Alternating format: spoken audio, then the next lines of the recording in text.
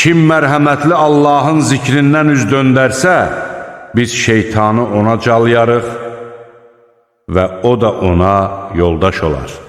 Şübhəsiz ki, şeytanlar onları haqq yoldan saptıracaq, onlar isə özlərinin haqq yolda olduqlarını güman edəcəklər. Nəhayət o, hüzurumuza gəldikdə yoldaşına deyər, kaş ki, mənimlə sənin aranda məşriqlə məğrib arasındakı uzaqlıq qədər məsafə olaydı.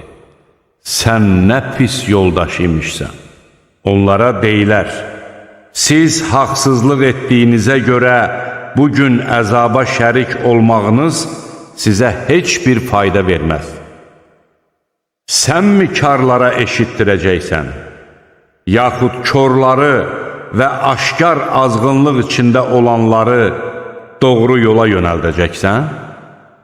Biz səni götürüb aparsaq da, yenə onlardan mütləq intiqam alacağıq. Yaxud onlara vəd etdiyimizi sənə göstərəcəyik.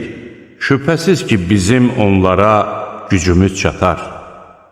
Odur ki, sən özünə vəhy olunan ayələrə sarıl. Əslində, sən düz yoldasan.